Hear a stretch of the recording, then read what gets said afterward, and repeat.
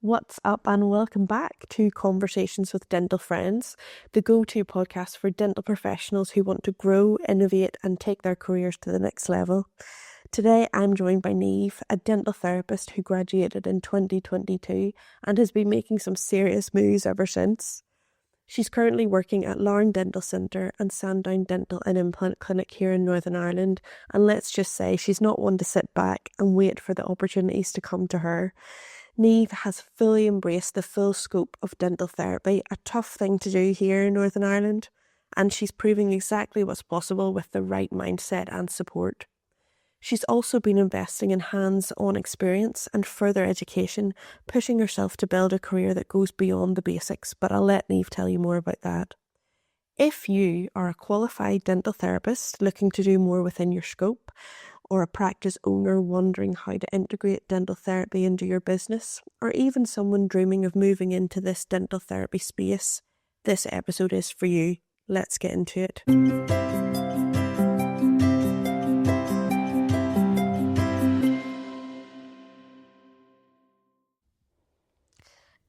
Hello, Niamh. Welcome to Conversations with the Dental Friends. Thank you so much for being part of this podcast today. Niamh, you are an absolute star in every way. Niamh and we kind of have mutual friends, first of all, and that's how we got to know each other. And then Niamh and I are also on the committee for BSDHT, British Society of Dental, Hygiene and Therapy in Northern Ireland. So Niamh and I have never worked together in a clinical capacity, but we know each other well. So thank you so much, Niamh, for being on this podcast today. I'm here. I am here. No, my thought actually was now everybody on the committee of the BSDHT works together in some capacity. Yes. Which is so crazy. Circle of life. It really is. Circle of life. So, Niamh, let's get started with your journey. How did you first get into dentistry and what does your career look like today? We're getting right into it. So I think I always knew I wanted to do something within healthcare. Yes. So I feel like whenever you're at that kind of stage and it comes to work experience and A-levels, so I came straight from school to do dental hygiene and therapy. I've been qualified for 2 years, coming up on 3 in July. And I feel like whenever you got to that stage, you knew you wanted to do something that helped people. Yes. If that makes sense. And what were your A-levels? Biology, chemistry, English and geography. So you were going in that direction. English literature, by the way. English literature. It is. I have an English literature A-level as well, yeah. Yes, it's good. But that was like a variety. I think if I wasn't in anything healthcare based, if I wasn't in anything dentistry based, I think I'd like to be in something literature based or completely different. It was going to be this, paramedic, midwifery, nursing, or something completely not like that. Yes. Yes. And I think a lot of people with that background, and certainly a lot of people in dentistry, I know myself, like I hear so much of what I was interested in whenever I was thinking about a career path with you in terms of definitely the midwifery and things like that. That's really, really interesting that so many people are tickled by those things. But I think as well, like I did work experience with a very close friend and expected maybe not to want to do dentistry after it, and they made their mind up. They were like, that is absolutely not for me. And I went, that is absolutely for me. That's what I want. And that's why work experience is so important, because you can create this fantasy life for yourself where you think, I'm going to do radiography and I'm going to go over and do this. And I'm just saying that because that's something that I looked at doing and I dabbled in and I absolutely loved it. And then I was very narrow-minded and I thought, oh, if I can't do this at the university that I want to go to, this is not for me. When really, if I was approaching that problem with my 38-year-old brain rather than my 18-year-old brain, the answer might have been quite different. So where did you study dental therapy? So I went to the University of Birmingham and that did dual dental hygiene and dental therapy. Yes. And I was there for 4 years. 4 years. Which is grand. I was within the COVID times, so massive changes within dentistry, so that taught me a lot in that regard as well, because it wasn't this simple like, here's where you start, you do your patients, you learn what to do, you go. That was the time, I think, in our most recent years of dentistry, like obviously dentistry is always changing and evolving and things, that was the most time where it was like forced to go, you need to do something different, because obviously it was a pandemic. So yes, and we needed to really think on our feet there and adapt. And I think that's the brilliant thing about dentistry is, if you imagine how we pivoted at that time, that's a good word.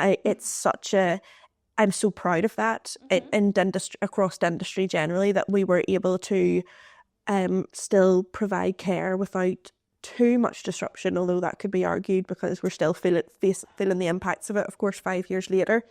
So after Birmingham, you decided to come back then to Northern Ireland. Yes. So that was, I don't know if it was always within my plan. I mean, I don't know if it was always within my plan to go away. I'm a real home bird, which is probably why I'm back here. And you meet lots of different people, obviously, whenever we're within Northern Ireland. It is small. Like, we might not know everybody, but you know a lot of people. We all knit together. And then in Birmingham, or if you go to Manchester or whichever, like big UK cities, there seems to be a lot more, and there's a lot more opportunities. But I think it was always, as soon as I came back here, I know I'd made the right choice. I think it's kind of coming back at some point in some way. Whenever I speak to a lot of people who I've chatted with, even people who feel like they're going to go for 1 year for VT, for example, and they end up staying for X amount of time. A lot of those people have made the choice to come back home, as it were, and I'm so glad, because we need really good people to work here. Of course we do. So Niamh, you're qualified as a dental therapist, but for anyone listening who might not be totally familiar with the role, how does dental hygiene differ from dental therapy?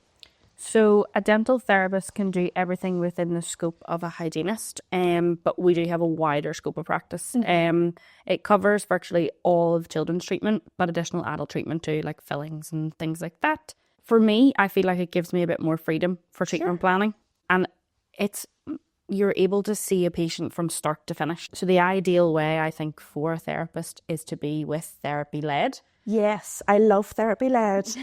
Therapy-led is so exciting, I think, from a fellow dental therapist point of view. Yeah. And can you tell us a bit about therapy-led dentistry?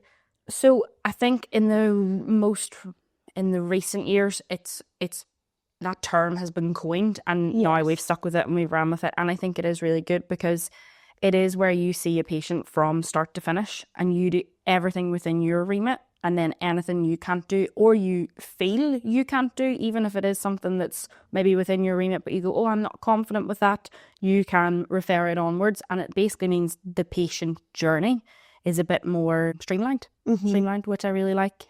But it's one of those things that 25 years ago, I'm not sure anybody would have thought about. I'm not sure we knew it was going to be. But that's only been able to happen because of direct access and now exemptions and things like that. So it's a lot easier for us because of all the work that's gone on in the past 25, 30 years. You know, we wouldn't be where we are today without that. We're standing on those shoulders, and we really are reaching new heights with that. I think, Niamh, a lot of newly qualified dental therapists can feel a bit lost when they start out. I certainly felt pretty lost when I started out, unlike in some other areas. And I know that dental therapists can do VT. I know that, and I know that happens. But particularly here in Northern Ireland, I'm not really aware of a lot of VT happening for dental therapists. You are kind of thrown in at the deep end, which is pretty overwhelming and can even put people off practicing dental therapy altogether, because they're not immediately getting in the ring post-qualification. And that's where the real skill is, once you qualify, is getting into practice and starting to do that side of dental therapy. You've tackled this by investing in further education.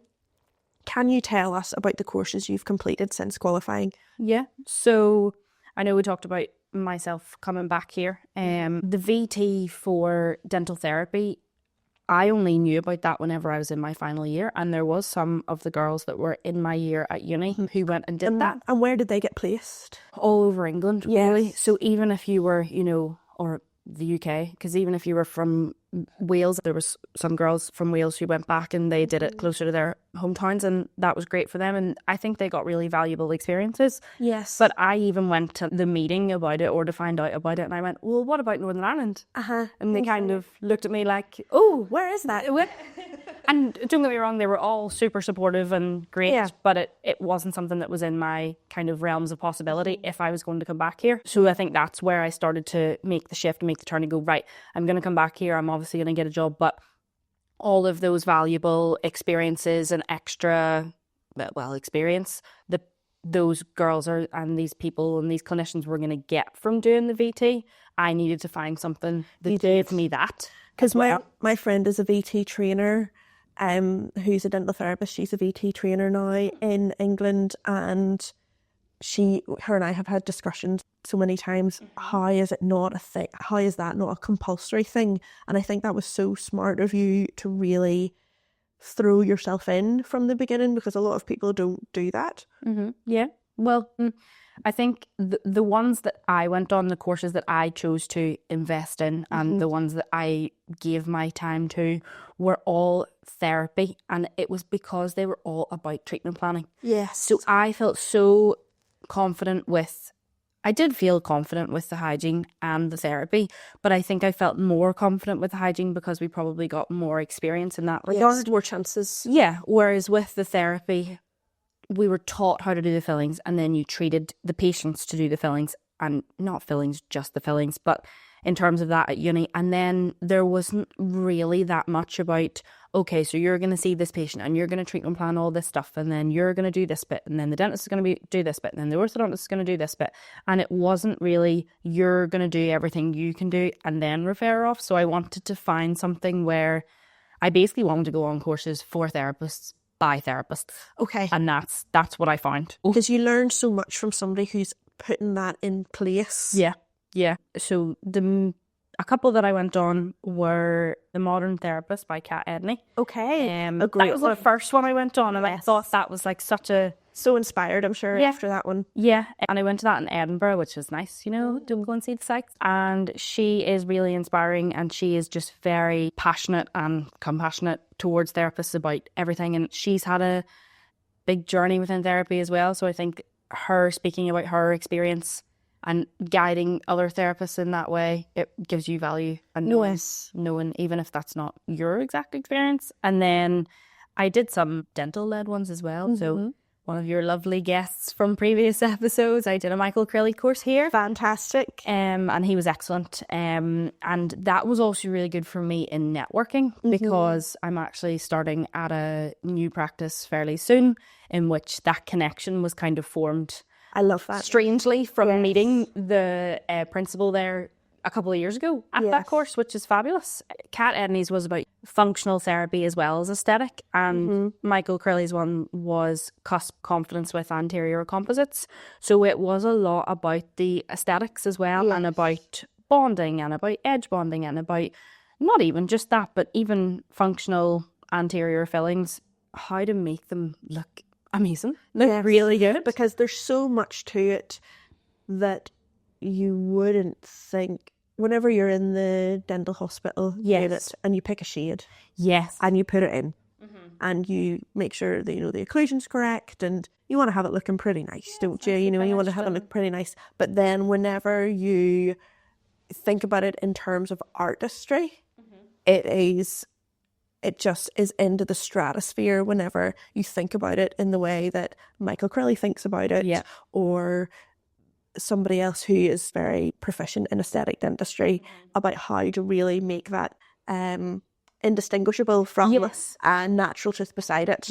Which I think Michael does very well. And I think as well, that's all about, you said about investing in courses, you're investing in education, but you're also probably at the end of these courses investing in equipment. Yes. What's your favourite kind of kit? Oh, that's too hard to, I come out at the end and I go, I need everything. I need everything. You have to kind of put yourself back down to earth for a second and think, right. So what I mainly learned from Michael, I don't know whether I'm giving away too many tips and tricks. He used like pencils and paintbrushes, and that was my main, and the gold instruments to shape and things like that, and that all the different types of like polishing discs, and like, you can look at an ordering book on a dental directory and go, oh, well, I'll get this, this, Yes. but being taught and shown how to use it is just as... And that's an experience that you will never get Yeah. at No. dental school. And I understand the limitations of dental school. I do. I appreciate that. You know, there isn't the funding and there isn't the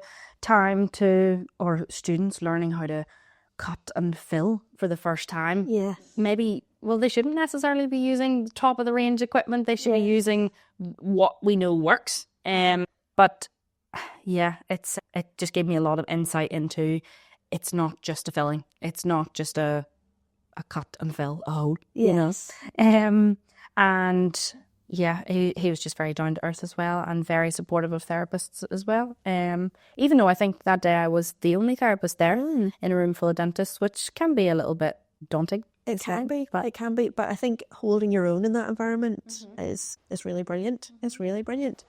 So you mentioned there Kat Edney's course, Michael Crilly's course. I'll of course be linking all of these in the description if you're interested in any of these courses. What other courses have you looked at? So I actually did the digital therapist in Liverpool with Avant Garde. Oh, cool. I actually won that course through Instagram, which was fabulous. Nice, that's amazing. I didn't even know they did that. It was a very good opportunity, and it was great. And he has a big centre, Robbie Hughes. Yes. And I would say whenever I went to the digital therapist course, it was something where you go, and I thought, you're going to be there the whole day. And they had this large comprehensive program, and I thought, how are we going to get through all this? But it wasn't just boom, boom, boom. It was so broken down into different sections that were manageable, and that was also therapist led as well. So we're taught by dentists, but also taught by Emily Roscoe, who is their therapist there, and she's like a trainer and coordinator, I believe. Yes. And she was doing a bonding case in front of us, like a live patient. Oh, wow. So that was great as well. And they have... I bet you everybody wants to volunteer for that. They have their own labs and things there too. So again, a massive, massive centre with everything you could possibly need. There was a lot about digital dentistry as well. And it wasn't just, what scanner do you use? But it was practical as well as live patient as well as theory. And I think what you gain from all of those courses is actually being able to break it down into different sections. Yes. And they are big on the patient journey, which I loved as well. Yeah. They are big on the patient journey, and I think that's not what you're taught at dental school. Yes. You don't get taught about the patient journey, and it's not just as simple as they come in, I have a broken tooth, I have some gum disease, we need to sort this out. It's how the patient feels through all of that and what their end result wants to be, whether that's for health, whether that's for function, whether that's for aesthetics. And that taught me a lot about that as well. Brilliant. And Niamh, if you had to pick a favourite dental therapy postgrad course out of those courses, which one would it be and why? It's like asking you to pick a favourite child. Yeah. That is really tough. I think as much as I loved Michael Crilly's course, I have to go with one of the two that were therapy led. Yes. And it is just because they were all supported by dentists and by practices, which is what we need. We need support from dentists and practices. But whenever you are a therapist and seeing somebody who is you doing what you're already doing or what you want to do, I think it is just inspiring. Doesn't even cover it. It is for someone who was new into the dental journey. It was great. It gave you that boost. It gave you that power, that motivation. But I also think if you're somebody who's been in the dental world for years and years, it would give you like a reignition into, I don't have to do X or Y or what I'm doing now. I have the capacity to do what they're doing. Yes. I can, and I think it doesn't feel like a stretch. I think sometimes it really feels like a stretch. Yeah, that couldn't be me. Yes. I couldn't do that. You can. Yeah. You can. You can, and it's not that far away. Yes. You know, from being in that chair on a Monday morning with that patient and being able to look at that treatment plan. Yeah.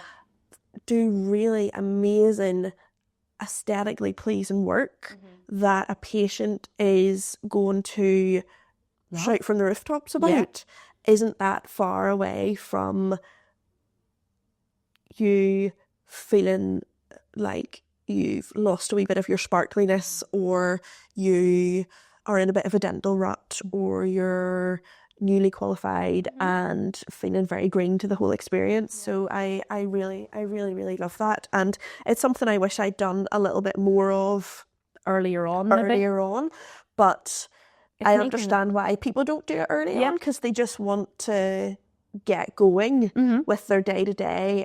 But I think to keep you feeling like you can, it's good to hit the ground running with something like that, and maybe on your 12-month plan have a course. Once you graduate, have a course that you want to do at the end of your first year of graduation in something to wet your whistle with courses, or maybe join a society that gives you that little bit of community and connection. How did you find out about these courses that you have? It's funny you should mention societies. Well, I would say, I'm going to sound very Gen Z talking about this. I love a bit of Gen Z. I don't think I'm even Gen Z, but anyway. I think you are.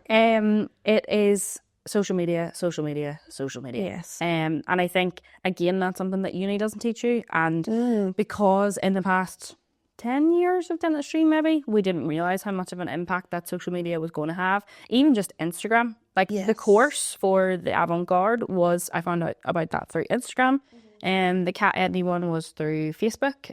But she does a lot of promotion on Instagram as well. And the Michael Crilly one was word of mouth because he's from here. Yes. And I think that was great. But it's also getting involved with your societies. Like there's a WhatsApp chat for therapists in Northern Ireland, which obviously you and I are both a part of.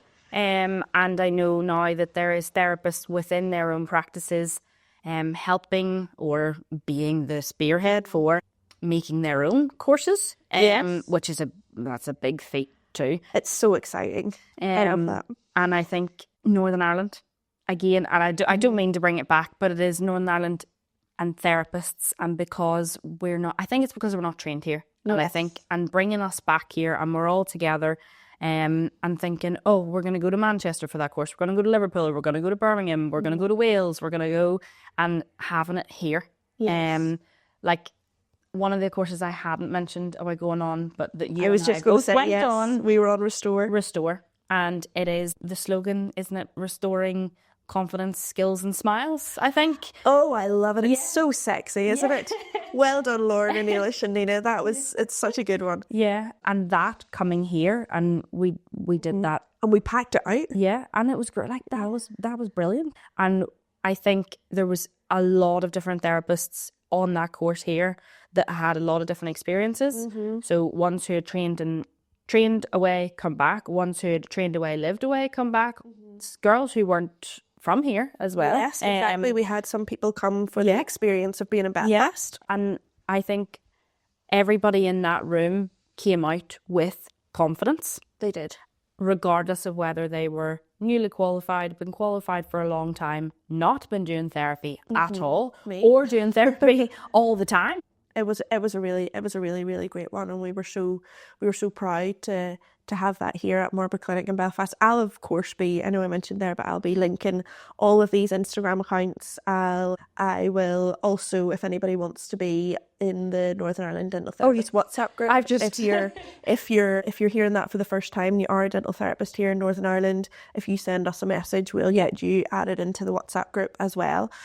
Niamh, further study is a big commitment, both in terms of time and cost and taking time away from your clinical diary.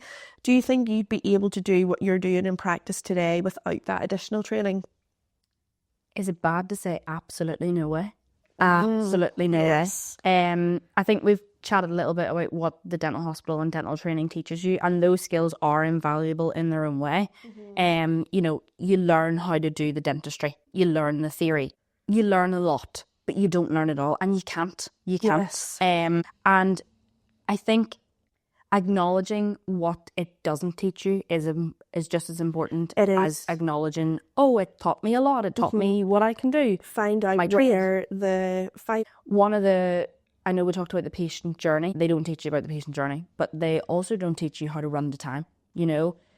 Oh my goodness, Niamh, absolutely, yes. That's such a good point. And I think dentists, dental hygienists, dental therapists, dental nurses, dental technicians, whatever you are within the dental world, within the dental practice, all of our roles are super important, valuable. We couldn't function without one another. But time is such a big, and I think now that, well, they say time is of the essence, but Yeah. I think whenever you're talking about, it's not just X for a hygiene appointment, X for a filling, X time for a crown prep, X time, and it's also about sequencing for the patient as well. Yeah. So I think whenever they're coming, I would like to get to this goal before my wedding or before my family member's wedding. Which is so true. Everybody has an end point. Yes.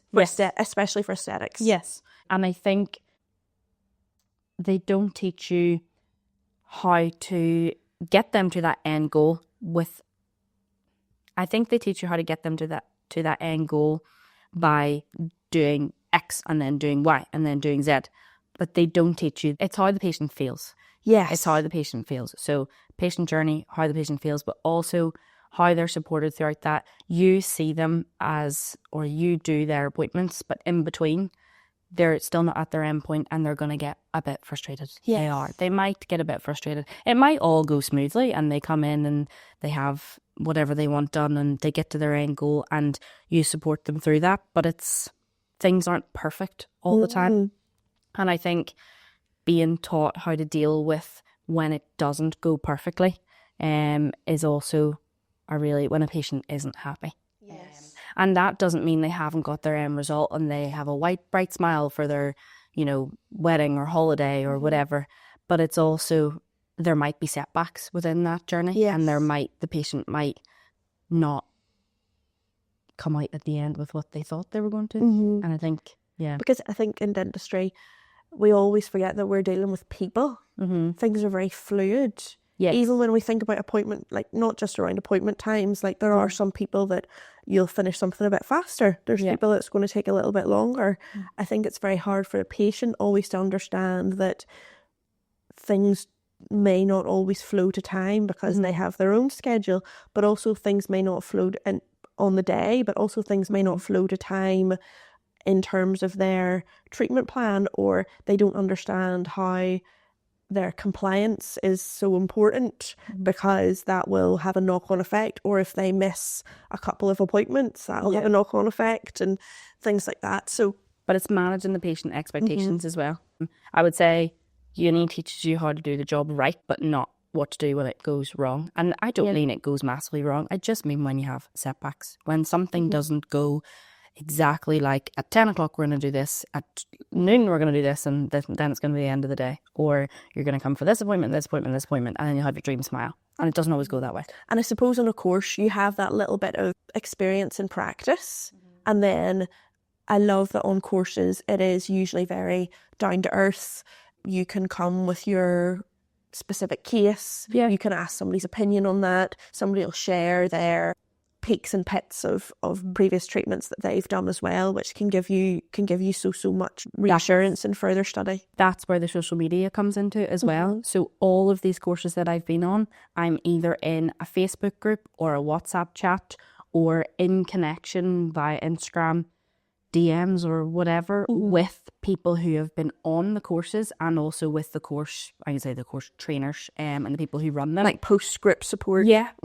And it was actually just this week that one of the chats that I am in, someone had put in about work not going exactly to plan. And I feel like because we've talked about this for a little bit now, it seems like things don't always go to plan and, oh my goodness, this is going to go wrong, this is going to go wrong, this is going to go wrong. It's not. Mostly it'll go right.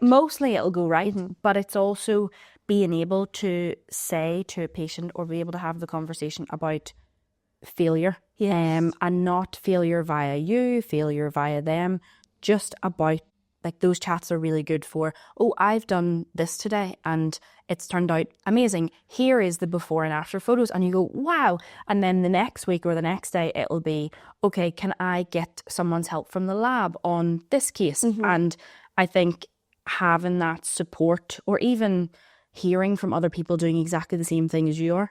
So let's say, take therapists. One of them's doing some of that cosmetic treatment, some of them's doing that functional treatment, and it's hearing them do it alongside, and they're doing it in wherever, and you're also a part of it, you know, and you feel like you're... It gives you that community as well, and it bridges that gap if you are the only therapist in practice, which can be the case most of the time. And also, there isn't always that knowledge, which brings me nicely to my next question. Niamh, dental hygiene is now really well understood by both practices and patients. Patients know how to ask for a dental hygiene appointment. Patients now know about an EMS tracker of practices. They know what that kind of treatment is, and they know how to find it. But dental therapy sometimes can take a bit longer to gain traction. For a qualified dental therapist who wants to make the most of their scope, what advice would you give them for getting more hands-on experience in practice? That is really tricky. I feel like within my experience, I had to do it from the start. Yes. So it's all I've ever known. And I think whenever you're going into interviews or chats, you want to talk about the possibility of therapy. And it isn't just, okay, you're going to say you go in for a dental therapist interview and you actually find out that it's helping them get up to date with their hygienist waiting list, okay? Yeah. And I think they say, right, well, we have our books booked up in advance for 6 months. And once we get on top of that, then we can talk about therapy. And that's really, really hard to agree to. Yes. You have to try and find time. And it can be so difficult, but there has to be time found in the diary for you to be able to do the therapy. To show your skill. Yeah. And that's a very brave discussion, isn't it? Especially whenever you are going into a practice where you may not have that previous relationship with somebody. It's a difficult one. And it's not always possible to start off. Whenever I'm talking about that, I'm neglecting to talk about one of our friends who we know who has been a dental hygienist, almost completely a dental hygienist for 10 years, doing solely dental hygiene. And now she's starting to do therapy-led. And that is amazing. You know who you are listening to this. Hopefully this person will make an appearance on the pod. Oh, yeah, I very much hope so. And for her, I don't want to talk about her experience and her journey, particularly if she's going to come on the podcast. But me saying you've got to do it from the start completely neglects her experience. Yes. But it's possible to have been somewhere and done it for 10 years and then go, right, I'm going to do something different. I'm going to have a massive overhaul. I'm going to do a massive change. And you can have been in the industry for a while to do that. And it's all about confidence, and it comes back to confidence. But I don't think we're trained with confidence, and particularly as women in dentistry, it's that conversation of I am as good as whoever. I am as good as the dentist, or this I might be better dentist. I might be better, and it's not overly confident or cocky to say that. It's about actually taking stock, and your own skills matter, your value matters, but it is difficult to go into a room and say, I am the best, or even, I am great. You are great. And that is where I think there should be a finder for dental therapists. And that's the same way as, like you said, patients know how to walk in and go, I need a direct access hygiene. You know, everybody knows about direct access hygiene. Or those signs in dental practices that say, come and see our hygienist, but keep your own dentist. You could do that for therapy too. You can. And I think getting the time to do that, it's going to take a long time as well, but also having the time to sit with a patient and introduce that discussion of, okay, hi, I'm Niamh, hi, I'm Rachel, I'm a dental therapist. And even if they don't know what that means, a lot of them do now, but even if they don't know what that means, telling them that you can do all the stuff that you can do, and then anything you can't, we're here to help you. You know where we point you in the right place. Taking that extra time, and it's actually not that much time out of your appointment, but I can understand how that might feel like a barrier to explain your role whenever you've already got so many other things to do, but actually explaining your role in the long term might be the best possible scenario for that patient. Just taking that 90 seconds to say, I'm a dental therapist, this is what I do, and big yourself up. Don't put yourself down. And I think that comes into the conversation as well, that new patients, it's a lot easier to do that with new patients or when you're new to the practice, rather than if you have seen somebody every 3 months for a hygiene appointment for 2 years, 5 years, 10 years, and then suddenly they're in your book for a fill-in and they go, but you're the hygienist. You're the hygienist, or you're just the hygienist. And that just is so wrong in so many ways. It devalues therapists, but it also devalues hygienists as well. It's not fair. I don't think I've ever gone into a consultation outside of dentistry, whether that's beauty, whether that's medical, whatever, and say, you're just an X. Yeah. And that's important to... I think it is. And I think that as well, if you're unsure of how to pitch that to a patient, you can pop it into ChatGPT. Yeah.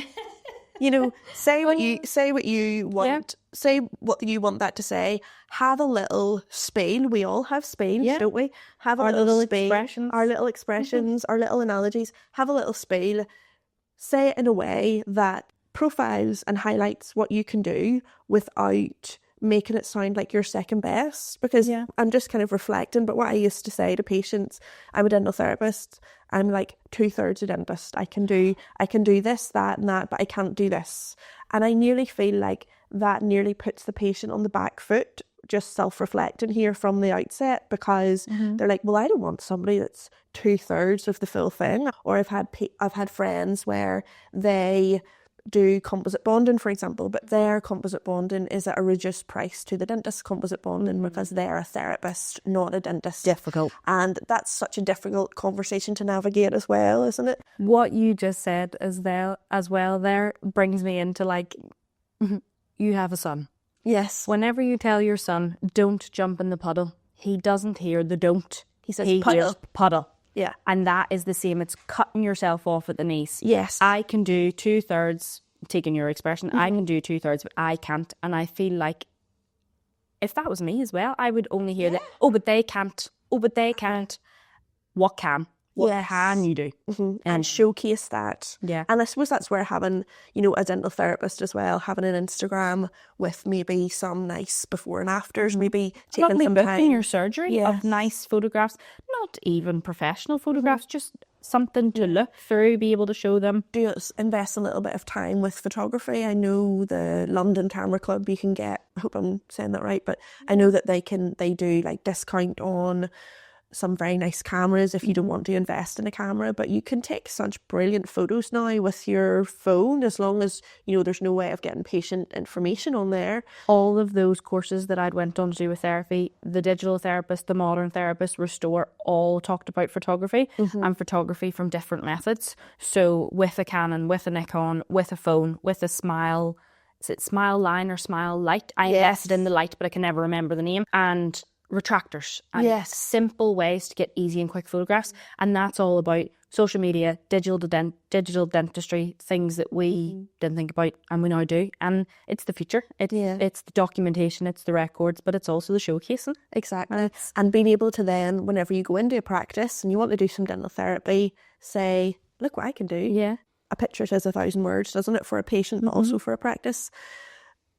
Are there any exciting courses or opportunities on your radar for the rest of the year? And how do you usually find out about what's coming up? We touched on that already with Instagram, of course. But the courses wise, I'm actually doing a lot of hygiene courses this year. Okay. I feel like I have dabbled within the dental therapy ones. I've gained from those what I would like to gain. Yes. And I'm using that, utilising that. That's great.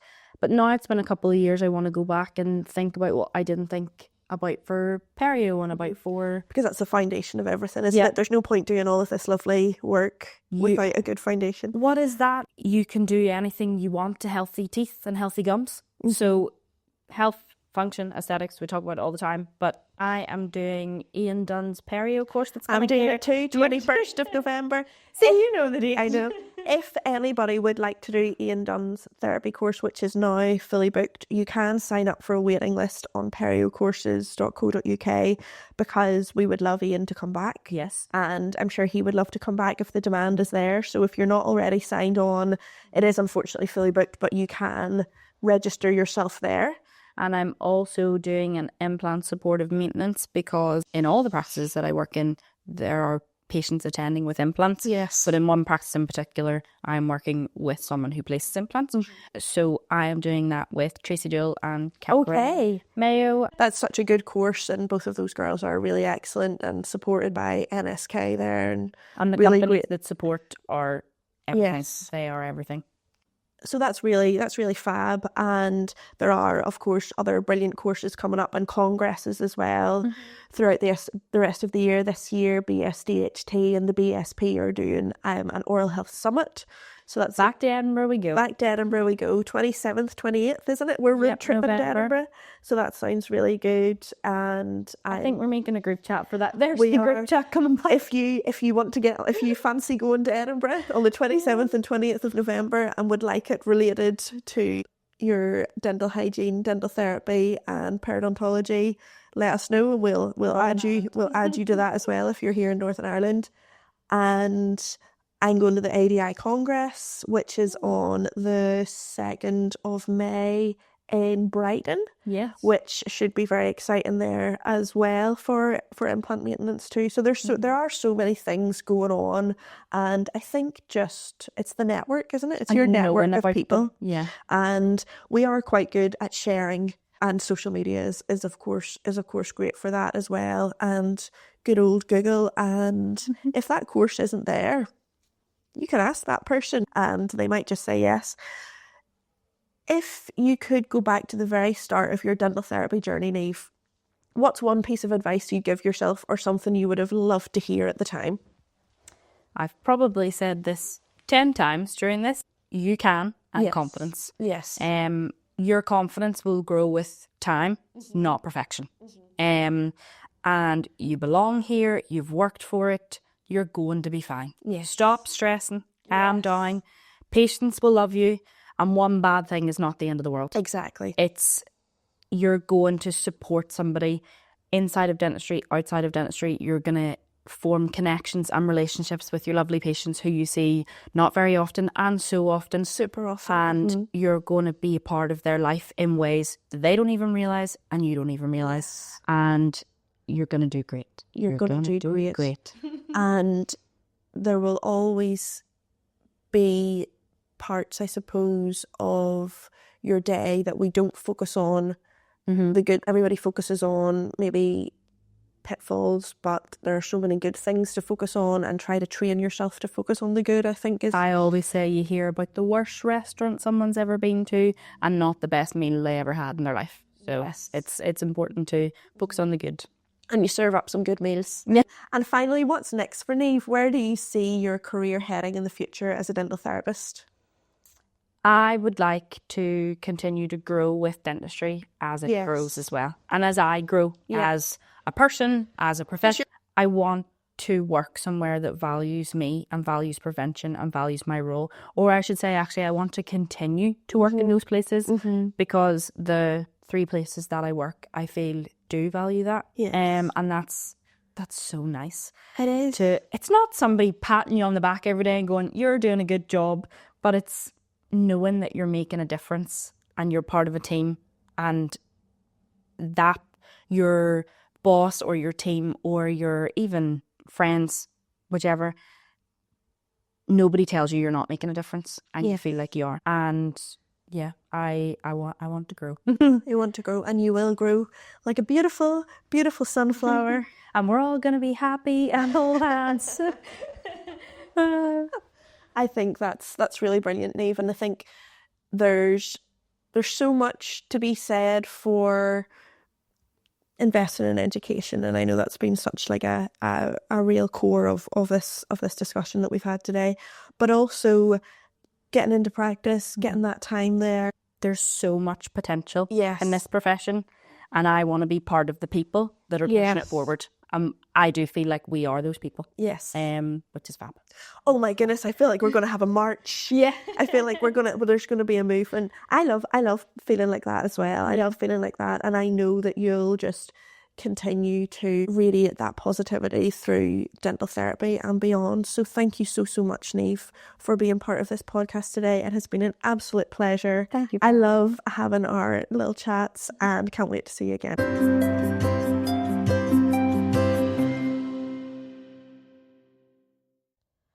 That brings us to the end of today's episode. A huge thank you to Niamh. Thank you, Niamh, for sharing her journey, insights and experience with us. She's a perfect example of how, with the right mindset, support and continuous learning, you can shape your career as a dental therapist and make the most of every opportunity. If there's one thing to take away from this conversation, it's that dental therapy is evolving and the opportunities are there. You just have to be willing to step forward and grab them. Whether you're newly qualified, looking to expand your scope, or even just considering a career in dental therapy, I hope this episode has given you the confidence to take that next step, whatever it is.